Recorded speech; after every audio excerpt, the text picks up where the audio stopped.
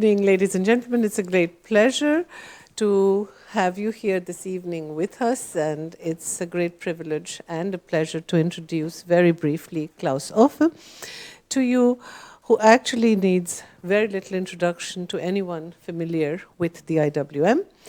He has been a member of the Institute's Academic Advisory Board since its inception, and fortunately for us, is also now a non-resident permanent fellow since last year. So we're very happy to have him back here. He teaches, he lives usually in Berlin. He teaches at the Hattie School of Governance. Professor Offe is a political sociologist of great repute who has held visiting professorships at the University of California, Berkeley, at Harvard, at the New School, and also at the Australian National University. He's been a fellow of the Institutes of Advanced Study at Stanford, Princeton, and is currently our visiting fellow. Before he moved to the Hattie School of Governance in 2005, is that right? 2006, Professor Offe was teaching sociology, political science at the Humboldt University of Berlin, and prior to that in Bielefeld and in Bremen. So let me just mention 3 or 4 book titles which will remind you of the kinds of themes that he has been working on. Herausforderungen der Demokratie, so democracy theory and challenges to democracy has been a major subject of Claus Offe's research. The most recent book, Europa in der Falle, in English, Europe Entrapped, is a collection of essays which also have something to do with the collection we're going to discuss today. European integration.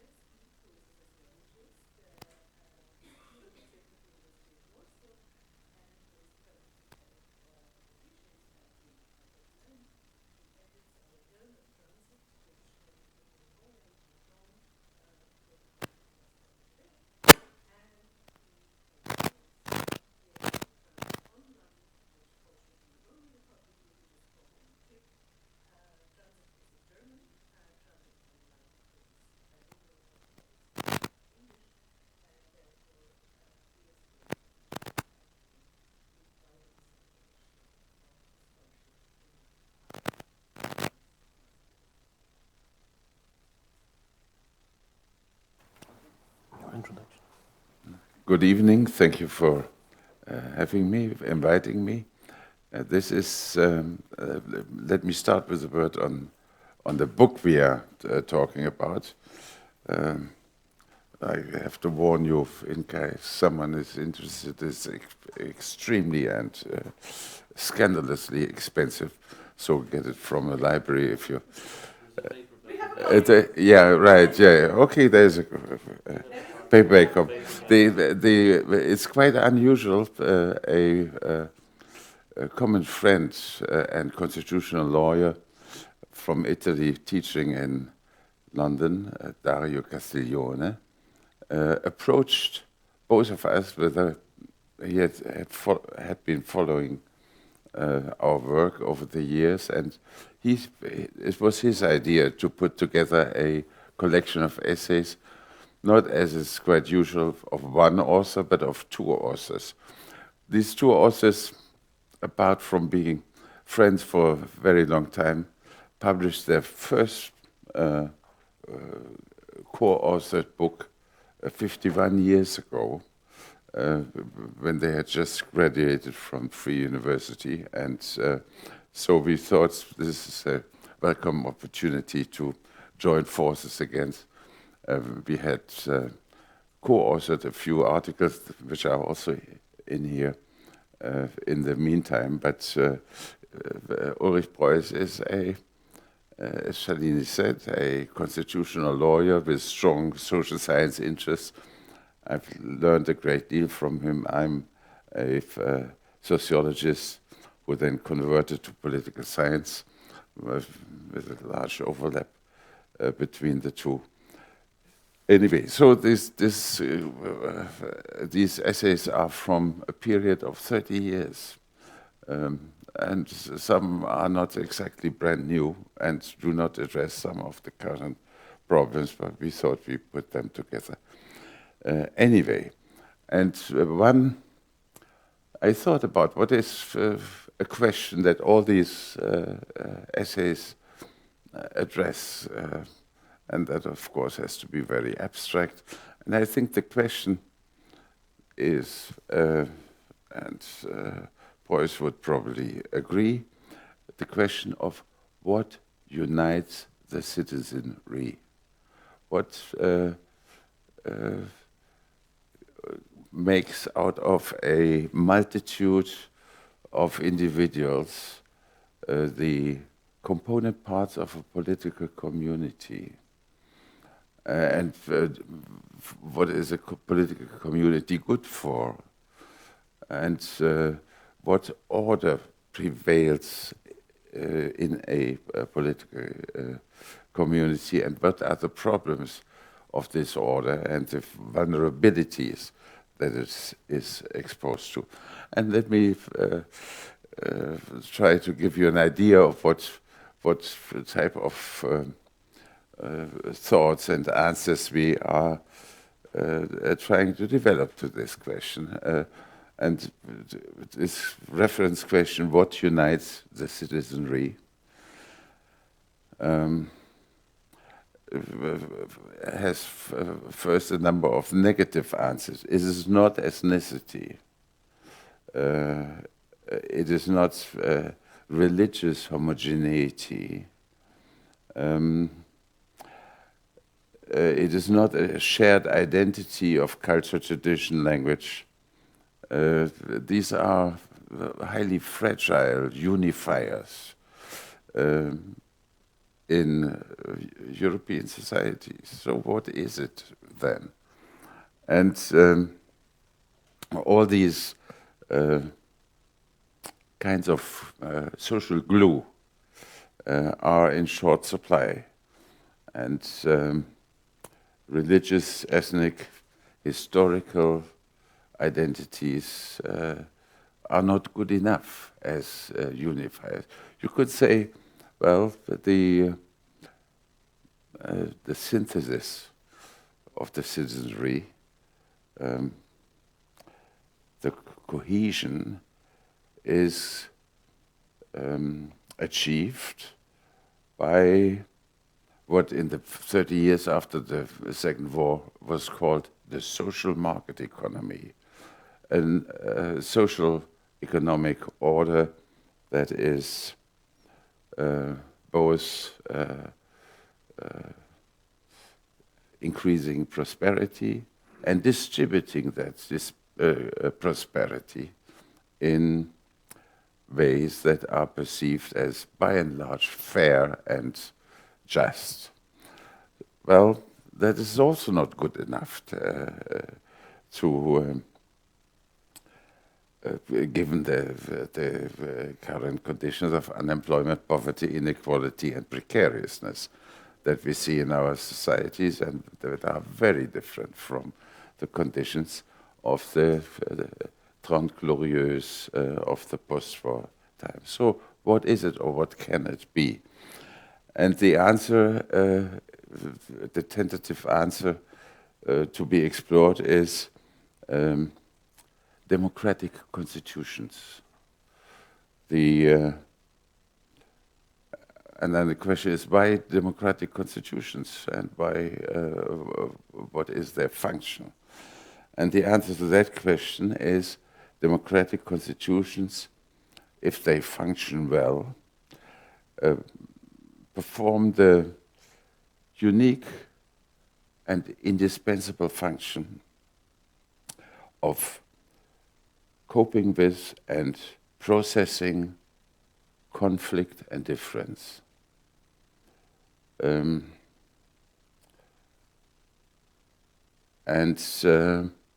That can happen in the following way. Democracies are based upon elections, not only, but elections are supposedly, and party competition is an essential component. And the idea is that in democracies, nothing is definitive, or very few things are definitive.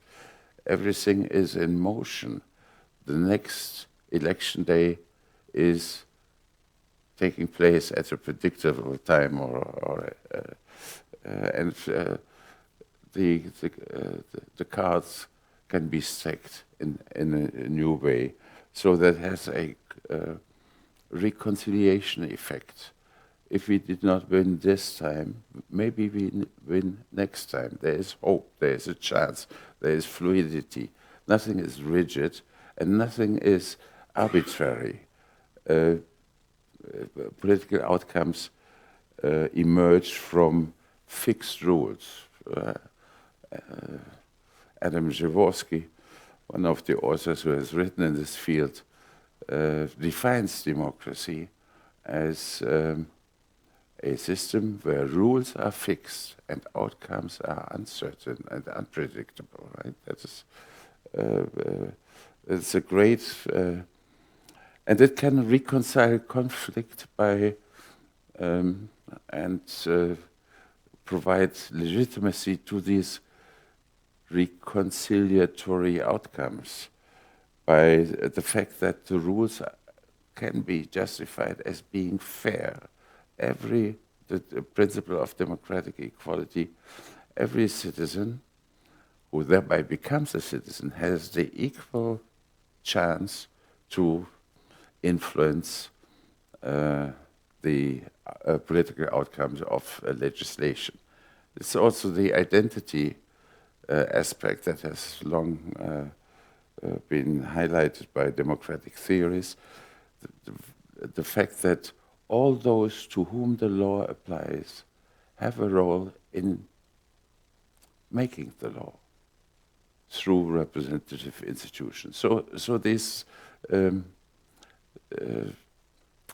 democracies, by performing all these functions of reconciliation, processing conflict, always for the time being, being open to the future, they are capable of reliably and durably preventing violent forms of the resolution of conflict.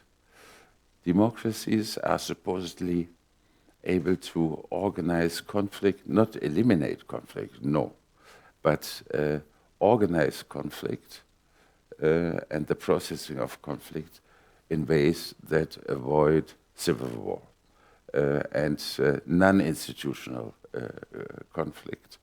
There may be delays, it may be time-consuming to resolve or for the time being, resolve conflict. But, okay, this is almost too good to be true. But that is the aspiration of democratic regimes, fair compromise by peaceful, non-violent means, right? That is, so, and then the question becomes, if we take this as an hypothesis, not as a positive statement, but as a normative hypothesis, that is what institutions ideally should be able to do, then the next question is that we address in a number of the chapters. What are these conflicts that need to be reconciled in a resilient way? Whenever a conflict emerges and threatens the stability of a society, then forces will emerge that have a chance to express themselves in the democratic process. What are these conflicts today? And we focus on Europe and the European integration. And one thing to observe here is that the political realities of Europe are based upon a dual kind of constitutionalism, which is unprecedented and causes a lot of conflicts itself and confusion. And there are endless debates about what is Europe. Europe is the coexistence of a national order and a European order, constitutional order. If you take your, I mean, for people from member states, it says first European Union, you are a citizen of European Union, and then second, in my case, Bundesrepublik Deutschland. So we are, by definition, dual citizens. We have a dual citizenship, and these two constitutional regimes, as is well known from every newspaper these days, conflict with each other. So there are conflicts among conflict-resolving processes, and that creates a mess and a unpredictability and a level of aggression and hostility that is at the present point with all the conflicts, economic crisis, debt crisis, migration crisis, international crisis, very unpredictable in its outcome. And the disuniting forces within and between national societies are paramount. And that is partly due to the ill-considered introduction of the common currency in the Eurozone. And every member state, by joining the European Union, makes a promise, unspecified by date, that at some point they will adopt the euro currency and join the common currency. As is well known today and not really controversial among specialists, is that the euro common currency was an ill-considered arrangement that should have come at the end rather than the beginning of European integration. and its function has been to divide Europe. I mean, there are many headlines playing with words. Europe divided by its common currency. It's easy to see how that happens. The common currency, the euro, which is an irreversible arrangement, but I cannot go into this here, is an irreversible, is also a highly divisive arrangement because it ties the hands of the losers and creates a massive, and has done so for the past 8 years, a massive divide between the North and the South, the Mediterranean Europe and the Northwestern Europe, except for Britain, of course. And that is a, why does it tie the hands of the losers, who turned out to be the losers? Because it disallows the one method of adjustment that has been used so far, and quite successfully, up to the early 2000s, namely the method of readjusting your currency, your national currency, at a national level. So if you suffer from an imbalance of international trade, you simply make the lira or the drachma or the peseta cheaper, and thereby increase the possibilities of your export. You cannot do that anymore. And also, I mean, the dynamics of international trade are such that the winners gain and the losers lose. It's a divisive, divergent dynamic that is triggered by the euro, and that is a great source of complaints and finger-pointing and disuniting factor between national systems in Europe. And I think that I do not need to elaborate this. This is widely accepted. There are efficiency gains, yes, but at the expense of some of the participants. You have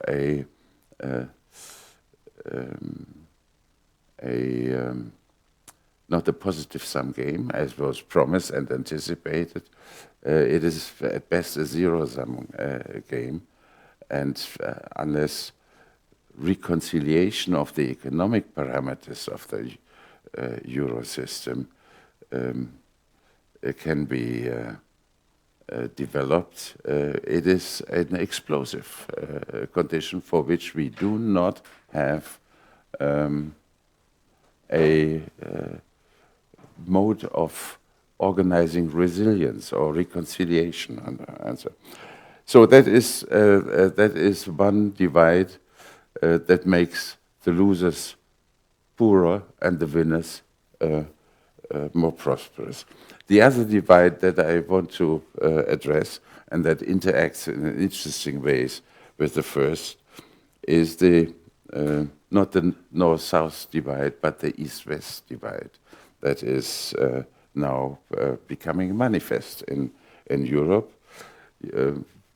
Some of you may remember that the slogan in Poland in the early 90s was, "This is now the moment of our return to Europe." Poland's return to Europe was, and not just in Poland, but explicitly, I remember, that was the battle cry. We want to organize a transition that allows us to return to where we belong, namely Europe. You know, this very emphatic idea of Europe. Compare this to current statements and doctrines by Polish, Hungarian, Czech, and to an extent also Slovak government spokesman, then you see a 180 degrees return. What is the substance of this conflict? The substance of this conflict is not countries against countries, but a new rise of ethno-nationalist populism on the one hand versus a depoliticized, non-democratic EU technocracy. Let me conclude by elaborating this axis of conflict, for which we Europeans do not have a proven method of reconciliation.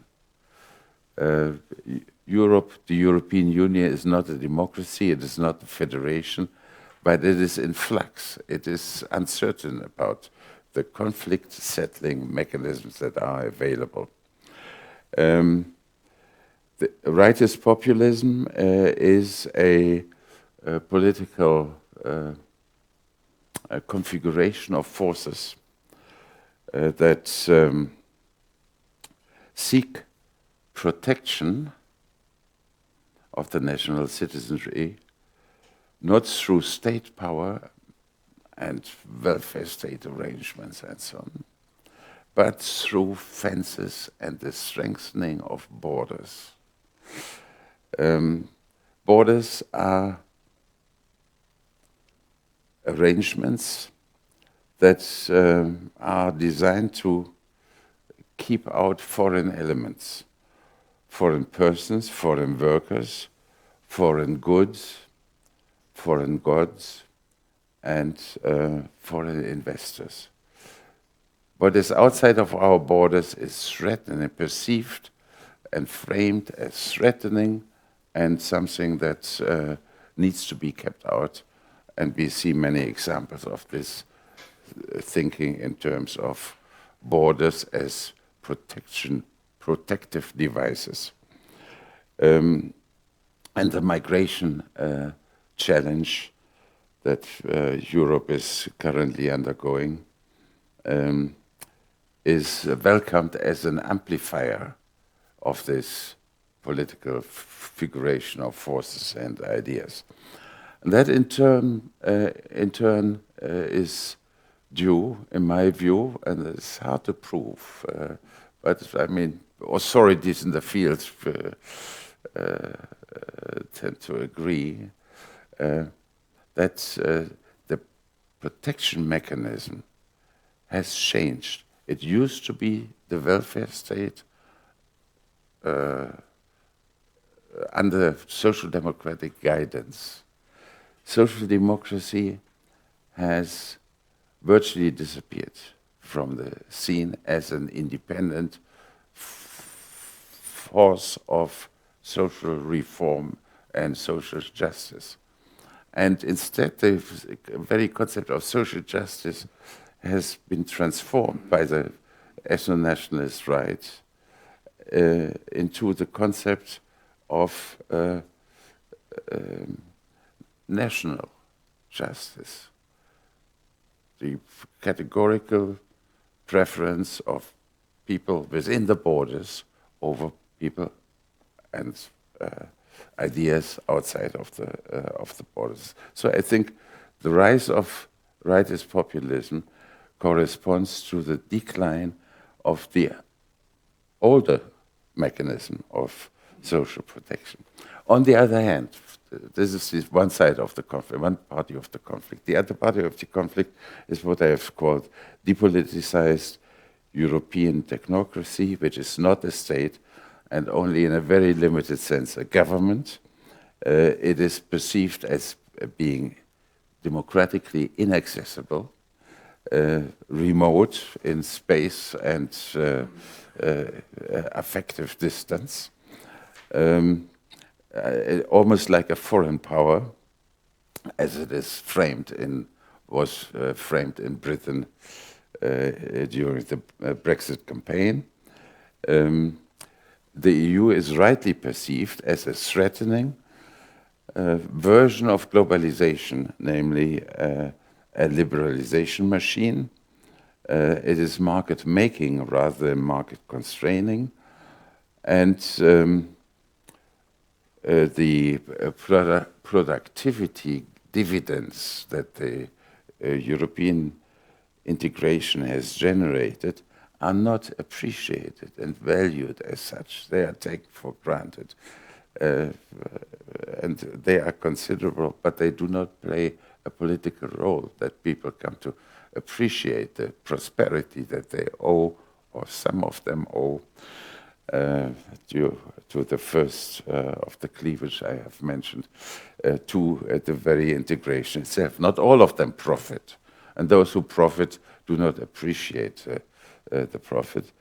And then the obvious question is, can we find a overarching arrangement that is capable of doing what national democracies were able to do, namely reconcile conflict in peaceful, non-violent ways?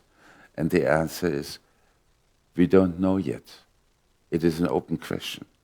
And maybe the institutional renovation that would be necessary in order to find such a reconciliatory regime such as national democracies. The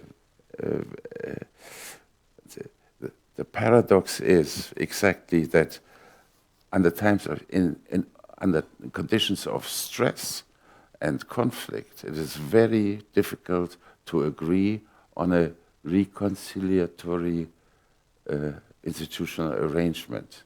In good times, you can innovate. In bad times, and these times are bad for many participants in the European Union, you get conservative, rigid, and innovation is unlikely to succeed. When innovation is most urgently needed, is this least likely to occur. That is what I'm going to say. If there is an innovation, then it would be an innovation of border-transcending redistribution. After all the banks have been bailed out, it is now about time that the young and the unemployed and the precarious are being bailed out by European means. And that may be acceptable as a principle, but it is very hard to do in practice, and the decline of solidarity and the declining will of burden sharing, and I could cite many examples from Germany on this, is a bad sign for the potential that exists for an institutional innovation of the treaties that would perform the analogous function that democratic institutions have performed for a while at the national level. Let me stop here, summarizing some of the things that are being discussed in this collection. Thank you. Thank you for this very comprehensive introduction to what seems to be at first sight a very diverse collection of essays covering a lot of ground. But from the very beginning in the introduction, you state very clearly that there are two major events that inspired this idea of putting all these essays spanning 30 years into a single volume. And these two events are what journalists like to call the grid crisis, but what you prefer to call the European debt crisis, and what, again, journalists call refugee crisis, but what you prefer to treat not from the perspective of migrant rights, but rather from the perspective of European nation states that failed to recognize certain norms that they're at least formally adhered to. So my question is, if these two events provoked you to, as you state very clearly in the introduction, to rethink the fundamentals or foundations of the European Union, my question is, you are very critical of the European response to the Greek crisis and basically blackmailing Syriza government into submission. On the other hand, you are also very critical, and you called this, the Greek case, the case of basically undermining legitimate democratic decision of the Greek people.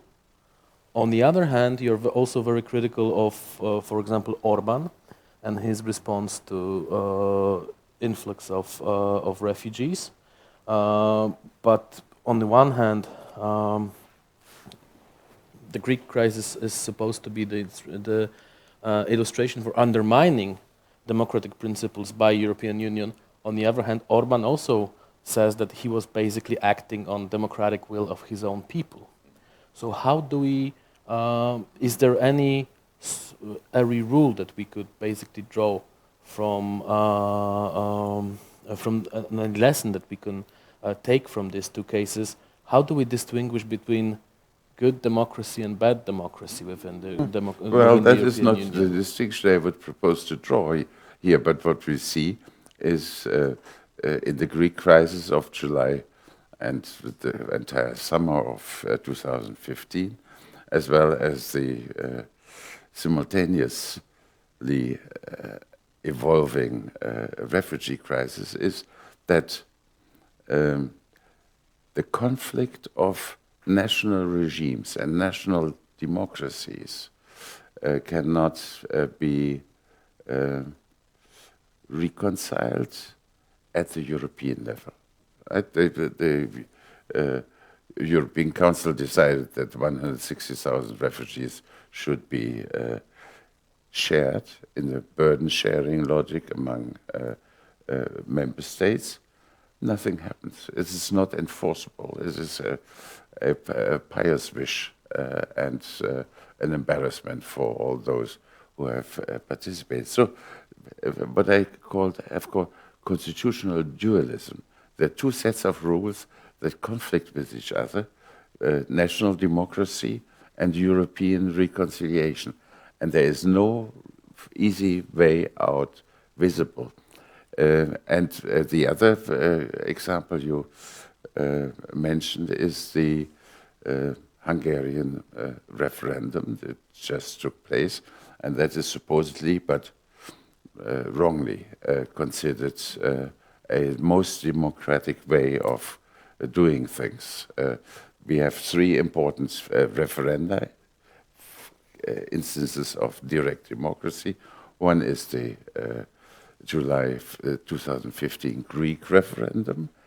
One is the Brexit referendum, and one is the Hungarian referendum of October 2nd, I think, right? And all these are examples of expressive politics, where sentiments, resentments, and conflicting objectives in the Brexit case prevail, lies and misrepresentation of gross misrepresentation of facts dominate the scene. The either the turnout or the majority or both are very minimal, and they are in the last analysis causing more harm than good. Or the Hungarian referendum can be seen as something that is a great embarrassment for the party and the leadership that promoted it.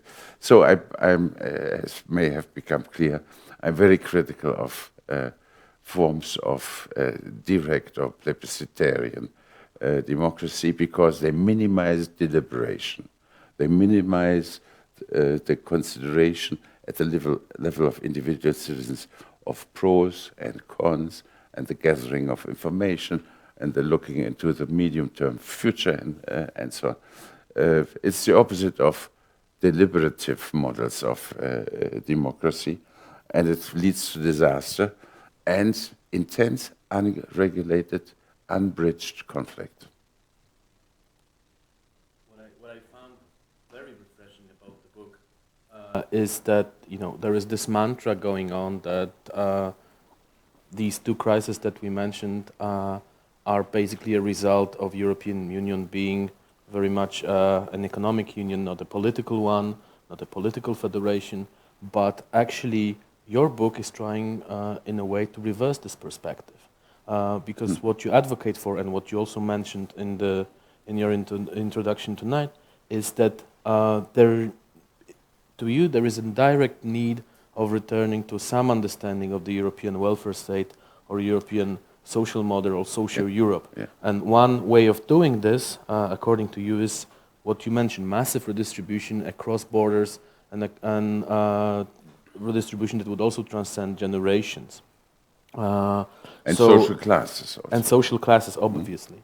So my question is, do you see a lot of potential for actually putting forward measures like that? Don't you think that measures like that, massive redistribution, these days in Europe may actually provoke a backlash, and we will see more referenda like the Brexit one? Well, that is not to be excluded. I mean, I'm not predicting that such a border-transcending practice of solidarity, as it has been proposed in the form of a Europeanized unemployment insurance or debt mutualization or euro bonds. There are many that this will succeed. But the only thing that I'm postulating is that if European integration is to continue and lead to a new plateau of stability, then it will be through such a redistributive measure that compensates for the incomprehensible mistake of the common currency from which we cannot escape at the same time. We cannot undo and no one wants to undo because the consequences are frightening. We cannot undo the common currency, and so we need to find ways to compensate for the disastrous effects it has on some countries. And I mean, they are not popular in the countries. I can report from Germany, they are not popular, and political forces, governing forces, I mean, represented to people like Mr. Schäuble, resist such redistributions as long as they can, at least in public. I mean, the divergence between what governments do and what governments say they are ready to do is quite remarkable. The Greek crisis will be settled behind closed doors, slowly and insufficiently, but a sudden wave of de facto generosity without an explicit shift of policy orientation is something that I find striking. The necessities of the situation force political elites to reconsider the positions that they have had. It's by far not enough, and it needs to be public and transparent and declared rather than behind closed doors. And, but it is clear the the bankruptcy, state bankruptcy of Greece is something that no one is willing to be accused of having caused, right? So that is something that plays a role and could be the. No one wants to be held guilty for a disaster, particularly if one disaster, like a domino chain, will cause further disasters. And least of all, the Greeks are willing to leave the Eurozone because that would increase their debt in euro dramatically. They have to devalue their currency and burden their future economy even more. So the situation is not. The situation is open, and there are many ideas on the table, but the politics of the situation are not very promising, because the motive that we want to care for us first and then minimize the burden sharing or the redistributive measures across borders for others. This motivation is very powerful, particularly among people who are in a precarious or stressful economic situation. Allow me to play devil's advocate for sure. a second and pretend I'm a technocrat from Brussels. You said that this massive redistribution measures could compensate for deep inequalities created by the common currency and introduction of the eurozone, that you think it was premature and ill-conceived from the very beginning. But weren't structural funds supposed to be a mechanism like that to allow countries that were underdeveloped or at least less developed from other countries within the EU to advance quickly enough in order to catch up and still reap all the benefits from the common currency? Right. But I mean, there has been a very healthy impact of the funds, particularly in the new member states in the post-communist East, but also, I mean, what would French agriculture be without the common agricultural policy? And so there have been significant effects, but again, many of those, I mean, if you, is it right? I mean, I seem to remember, but I'm not absolutely sure, 7% of Polish GDP is paid out of funds, even higher the Hungarian percentage. Right? They would be not in their right mind to put in question the membership, because it's quite profitable. However, in the North-South dimension, this is evidently not enough, and the interaction of the debt crisis and the financial market crisis in all four major South European cases. And for the moment, I'm not discussing the question whether France is a Mediterranean country, right? It's quite dramatic. I mean, another figure is the following.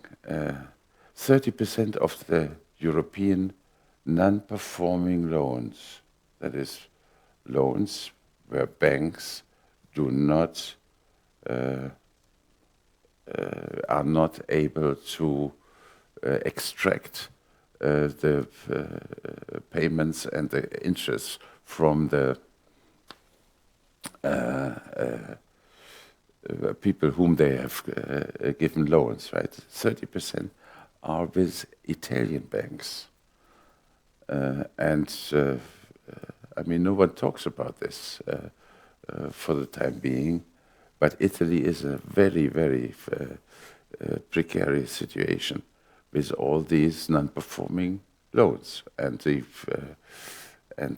risks that are being incurred by the major banks.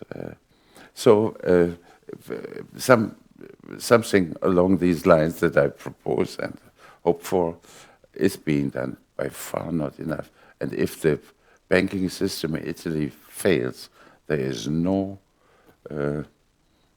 the European Central Bank or the ESM is simply for quantity reasons not able to compensate for that. So it's not only that countries like Greece are entrapped in this common currency mechanism, it's the whole Europe that is entrapped in it.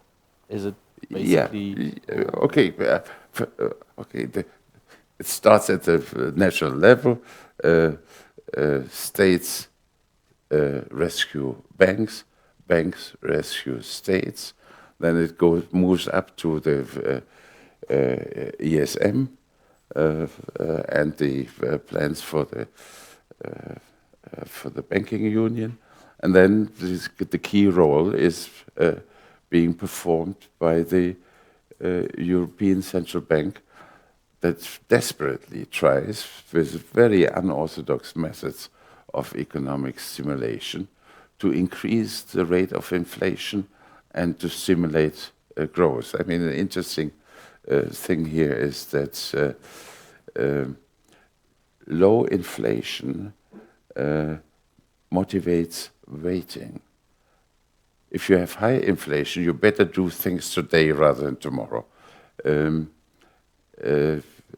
Low inflation motivates a wait-and-see attitude, and wait-and-see means that others see yourself waiting and seeing, and wait and see as well, right? It spreads, right? That is the recipe, the prescription for stagnation. And stagnation means high unemployment, low growth rates, and again, a very risky situation for banks, who therefore are inclined to be very restrictive about giving credit to anyone, right? Because of the high level of already existing non-performing loans. And they do not perform their function, or they perform the function at an interest rate of 6 or 7 or 8%, which no one can afford in these situations of low demand, right? This is a very rough sketch of the economic interaction between these variables, and it is not clear under the doctrine, the spell of the doctrine of austerity, that the political willingness to overcome the situations through a determined program of infrastructure development and so on, that this willingness is present and is likely to form anywhere. So there's just the German finance minister just came out very proudly with the proclamation of his great success of what they called schwarze Null, the black zero, right? No new credit, no new credit. I mean, this is a disaster. And the argument is, of course, we cannot burden future generations with our debt. And the counter-argument is, we cannot burden future generations with the 7,000 highway bridges that are in need of repair in Germany, right? This is the counter. This is the debate, but willingness to invest in the public sector to an extent that would change the situation of near deflation. This willingness is hard to come by because you need to win the next elections, right? At the national level rather than the European level. What you're describing sounds very much like a New Deal for Europe. Huge public works, a lot of, not loans or credits, but simple social transfers, money transfers to the underprivileged, to the precarious. Whatever helps to increase demand of those and activate the so-called built-in stabilizers, right, is good. And that is both applies to transfers, consumptive transfers, right, increasing wages, increasing public sector employment, increasing pensions, as well as investment, right, consumption and investment. I mean, suppose these 7,000 bridges are now up for repair or maintenance or rebuilding. The spillover effects will be remarkable, and they have been hoped for a while by the grossly underemployed Spanish construction industry. Right? Spanish firms have surplus capacities to do this job, and they would benefit. But it is out of imagination. Can you really believe German municipalities hiring out Spanish firms to do the job? Okay, they do. They do on a very limited. I mean, everything is transnational in Europe in terms. I mean, the theorem is the following.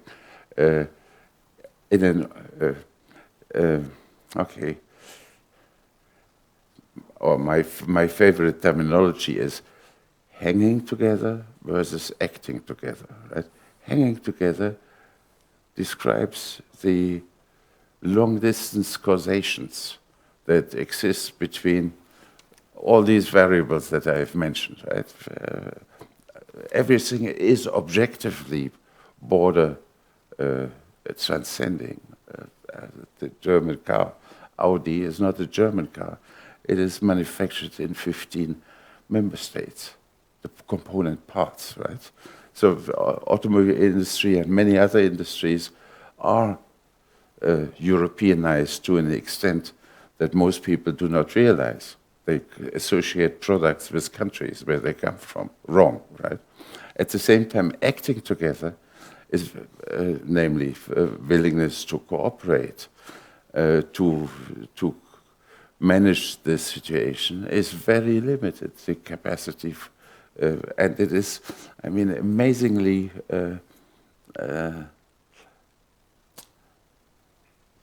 nationhood and national solidarity are the dominant catalyst of distribution. I mean, as a student of mine, remarked a long time ago, and I thought this is really captures the problem.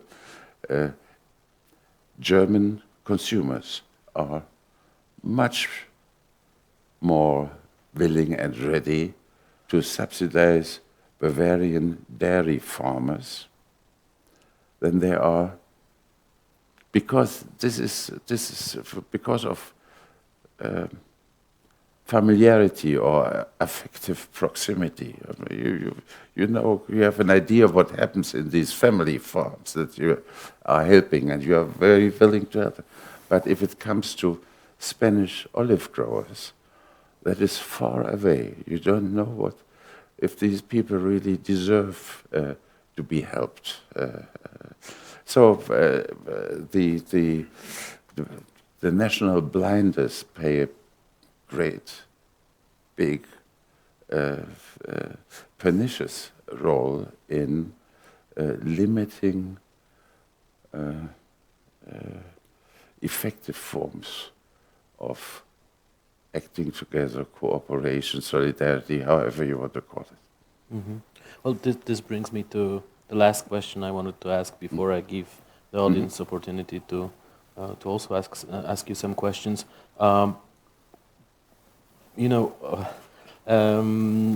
unfortunately, the welfare state in Europe is becoming very much, again, a national issue. So there is a phenomenon of some kind of welfare state-related xenophobia. I mean, let's take the German workers as an example, whose wages have stagnated for years.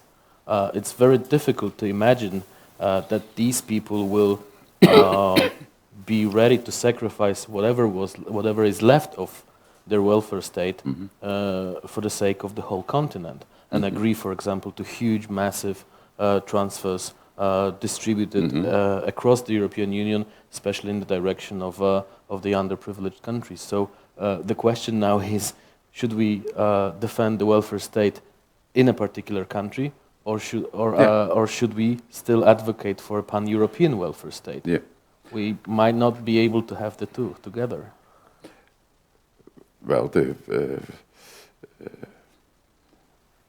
there are designs and blueprints for the European version, overcoming social policy nationalism.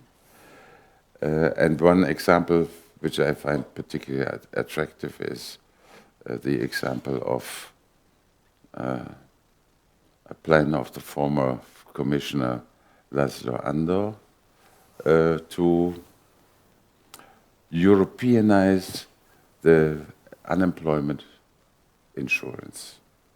And that means for the first 6 months, the first 50% of unemployment payments will be paid for out of the European budget. Much more.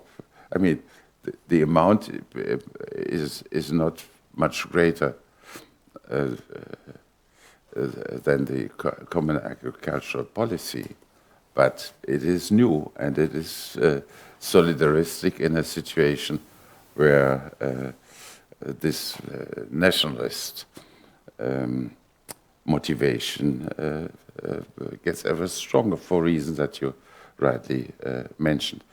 Another construction site or focus of the debate is the question, from when on people enjoying Euro mobility that coming from other EU member states, should they be entitled to social assistance, not unemployment insurance, but social assistance, which is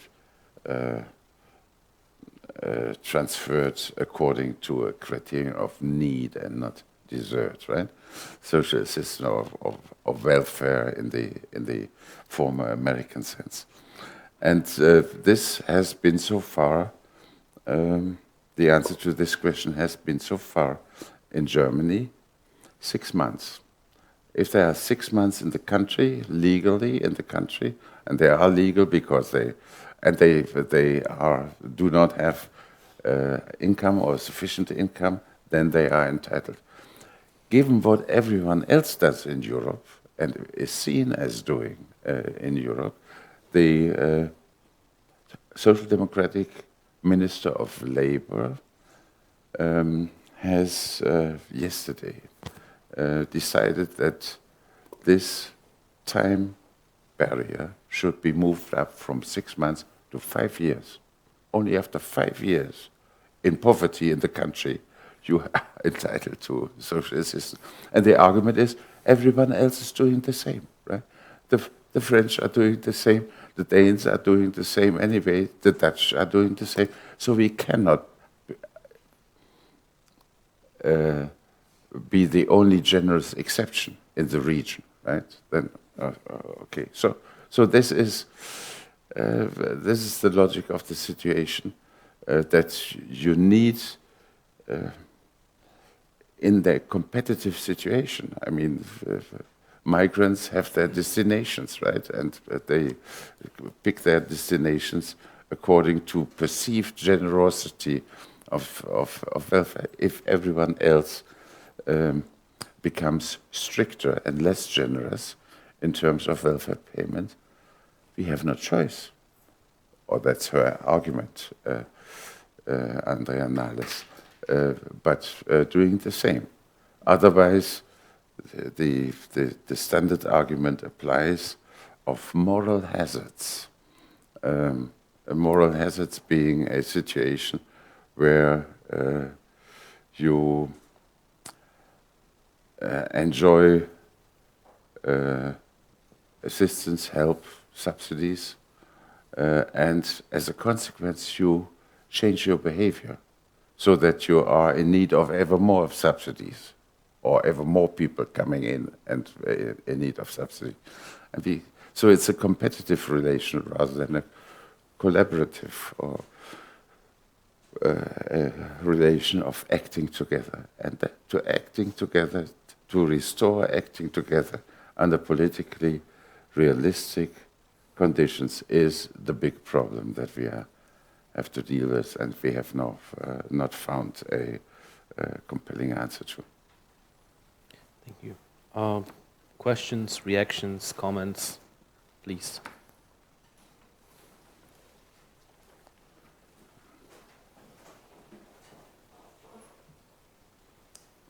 Thank you. Tim Colton, I'm a visiting fellow this year.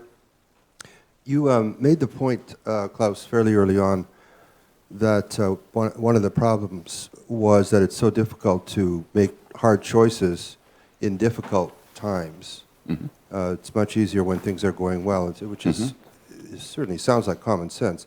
On the other hand, is it not true that the EU's leadership over the years has gotten into situations where they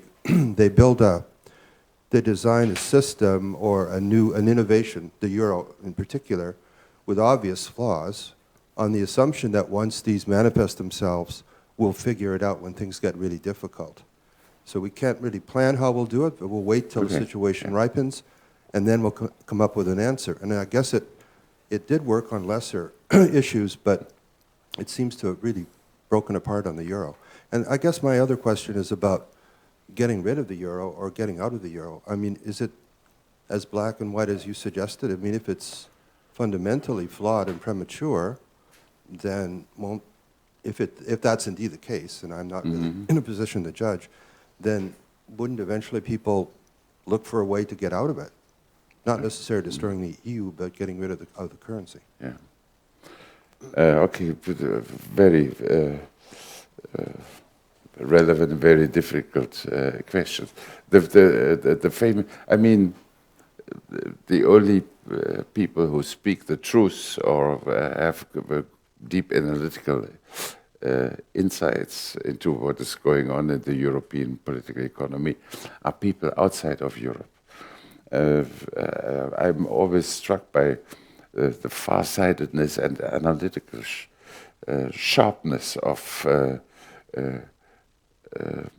the warnings that were uttered in the early 90s, late 80s about the common currency by American economists, from Krugman to Friedman.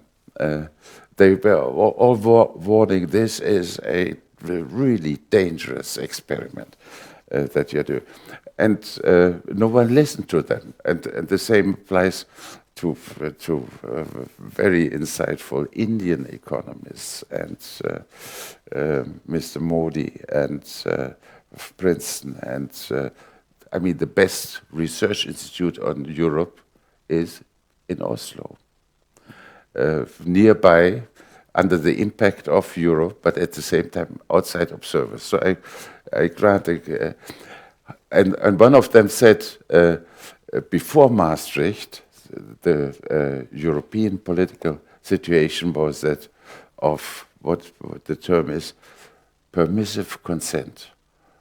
We trust that these experts in Brussels, they cannot do much harm to us, and they are experts, and they will find a way, step by step, and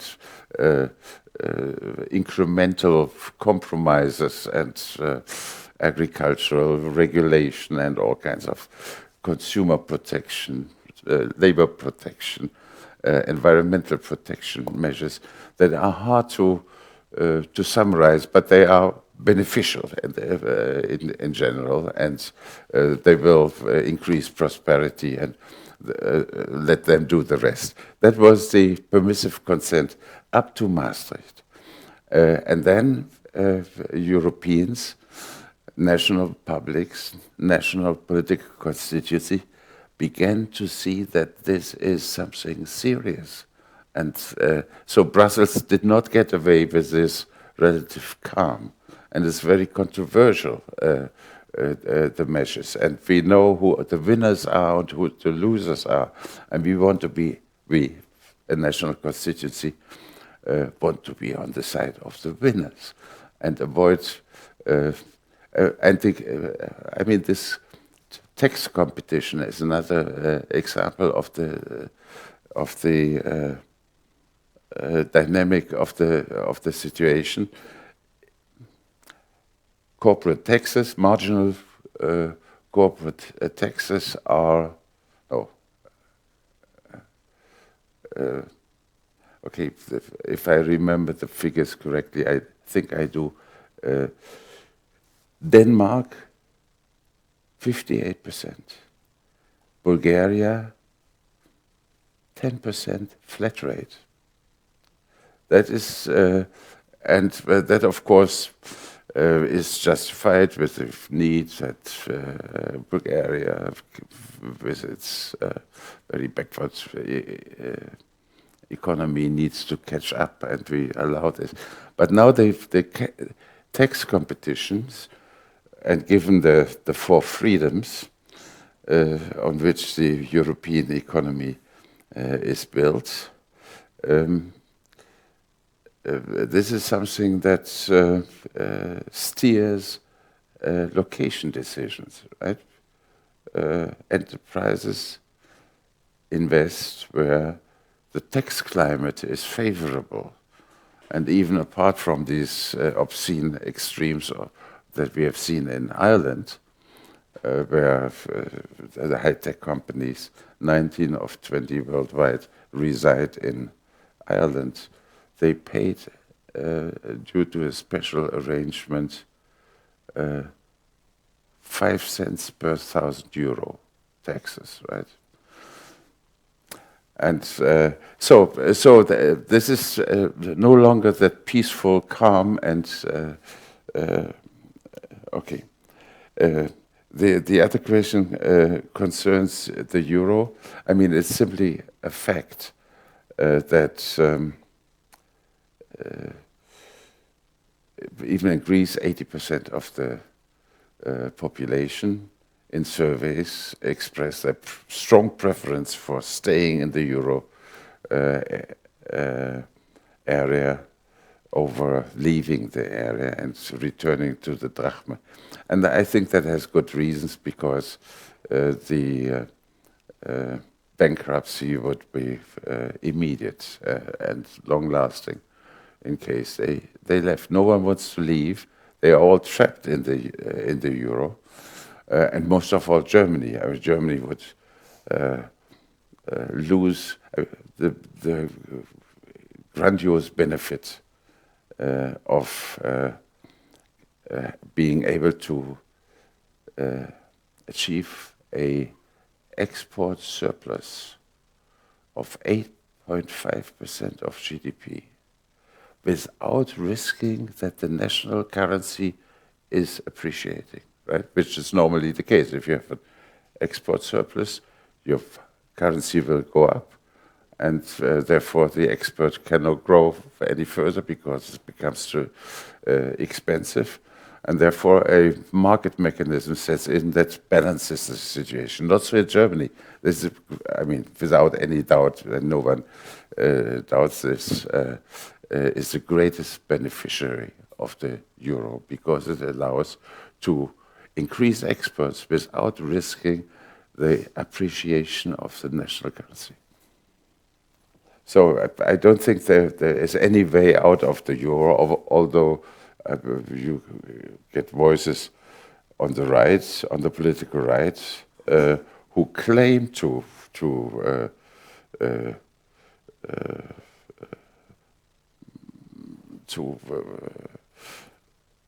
adopt a policy of renationalization of the currency if they ever came into government, Le Pen is the example. She would never do this. This would be a disaster. So, in a way, that is the trap that does not allow a way back.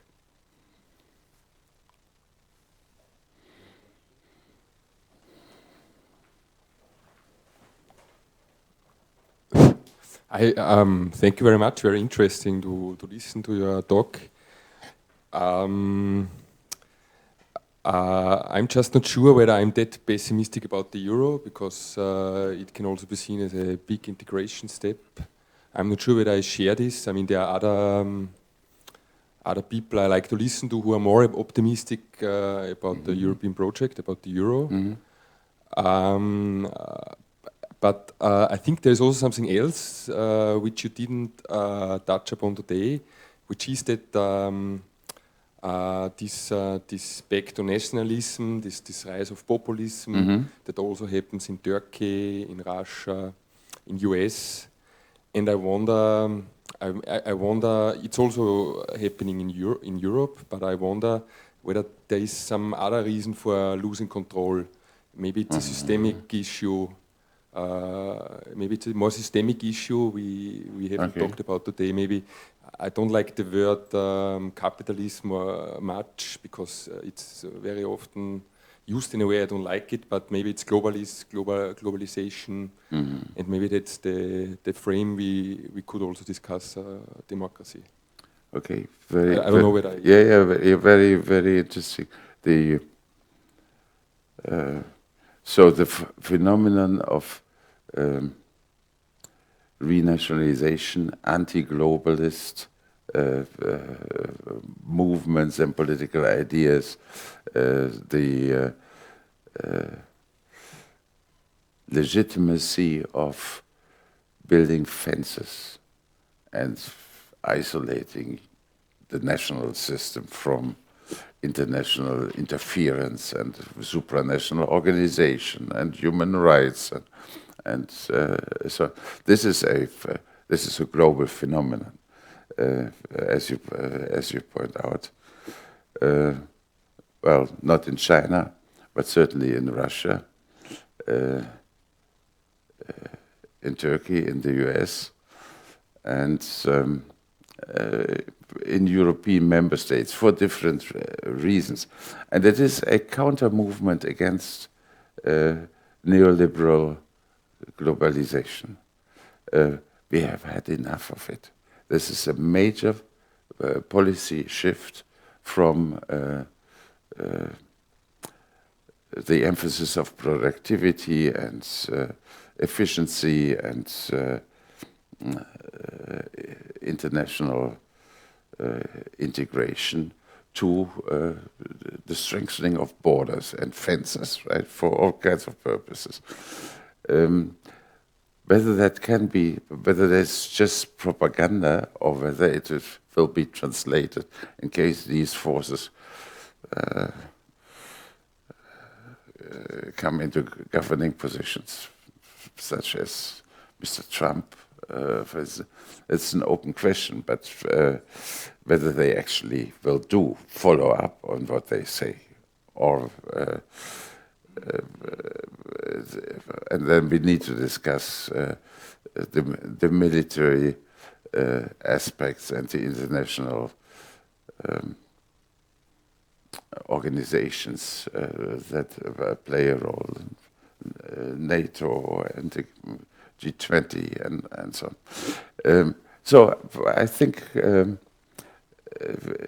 this movement that you are rightly describe is a reaction to, or a response to this unthinking apology for globalization. Right? It is a back and forth, a wave pattern. Whether we are better off with renationalization is an open question. It is an open question, and if we could guarantee both openness of economy, of our economies, and the fairness of distributive results. Globalization from the left, if you wish. That would be much preferable. There is no doubt that globalization or Europeanization of the economy has created major prosperity benefits due to division of labor and international cooperation and interdependencies. So I think the polemic against globalization as such is misplaced. What kind of globalization, with what kind of distributional outcomes? That is the question, in my view. But,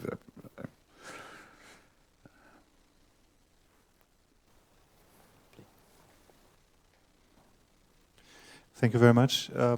I found your opening remarks about citizenry and democracy very very hopeful, let's say. But then I wonder, where did those concepts went lost in the whole debate about economy? So we have talked, or you have talked. There was a lot of talk about economy, finances, and so on, but not so much about democratization and citizenry. Whereby I think this new kind of citizenry in the EU might be the key to the solutions of more of the future of the EU. Let's take the currency. EU in itself, it is a kind of overcoming the borders, the national borders. So despite being, of course, we know the problems that it brought. It lets little room for national economies to prosper. On the other hand, it gives some hope for overcoming the borders, imagined borders of societies. So the question is there any place for a new concept of equality inside a divided EU in North, West, South and East, let's say? Why should teachers among Europe be paid the same sum of money if they live in different parts of the EU? Why should we maybe rethink some concepts of equality, which might lead to a new understanding of solidarity? I'm not sure if so. What I try to say, we have two overlapping, competing political systems. One is the European political system, and the other one is much more familiar of national liberal representative democracies, right? The latter has served in the post-war period fairly well to manage conflict and to reconcile differences and all the things I have said. Now it is an open national economies as component parts of a European economy and polity. But we do not have the same and the similarly successful conflict resolution mechanisms at the European level. That applies to the migration case, that applies to international affairs, common foreign and security policy is just a name, and a very active lady in Italy, but not much in terms of the outcome. I mean, Middle East and North Africa, Europe does not play a role as Europe, right? France perhaps does, and so. So the second political system is in a tension with the national political system.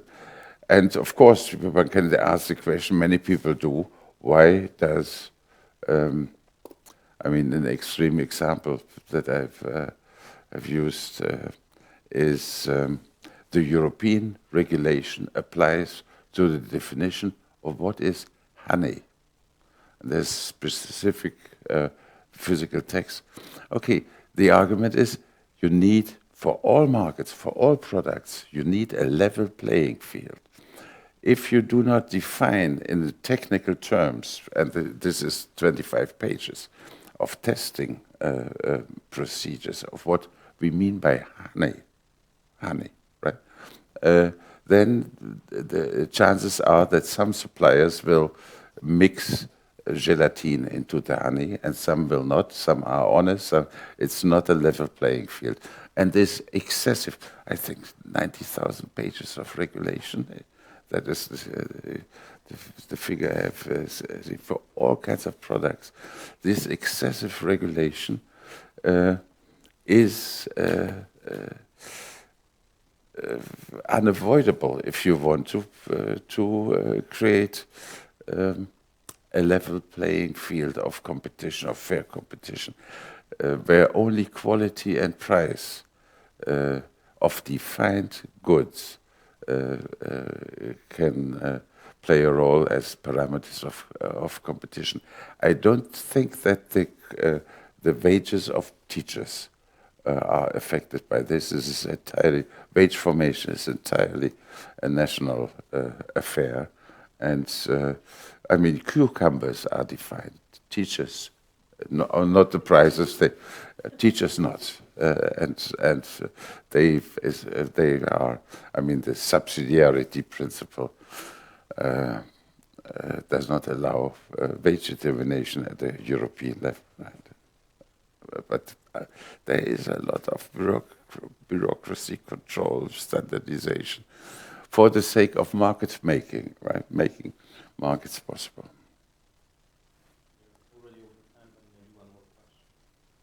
Mm-hmm.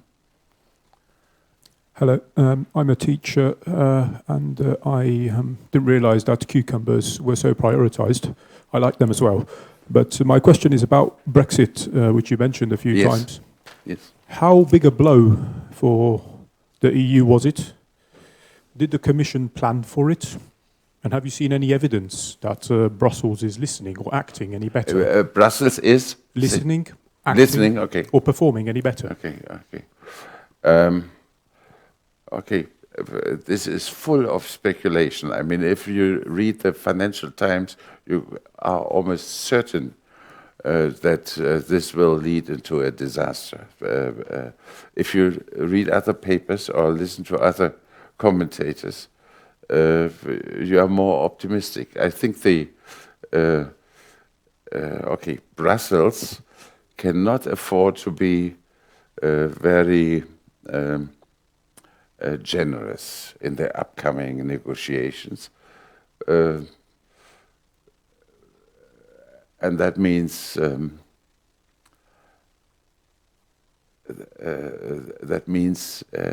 Brussels needs to avoid that the levers find imitators in other countries. I mean, if Britain, the United Kingdom, gets away with a negotiating position that says we want to have market access, privileged market access, but we do not want Euro mobility, right? Which is the maximalist demand on the part of the British government.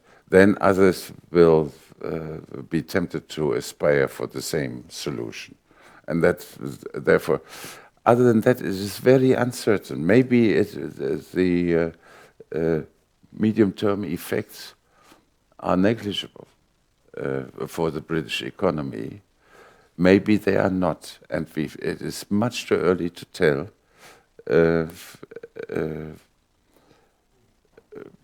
I have no answer, and no one has a compelling answer.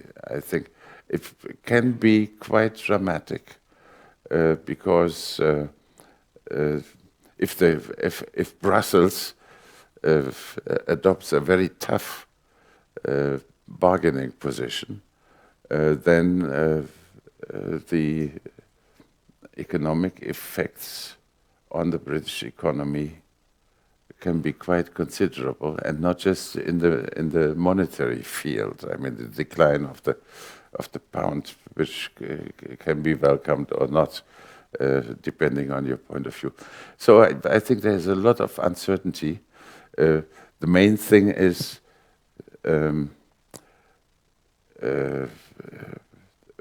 Britain should not be allowed to play the role of a template that is then imitated by others. And I'm sure, I mean, even if Le Pen wins the election in the presidency, which from my point of view would be a disaster, that would not mean the end of French membership in the EU. But we are in the field of speculation. Thank you for your questions. Please follow our program. It is the first book presentation that we are doing this academic year, but there will be more.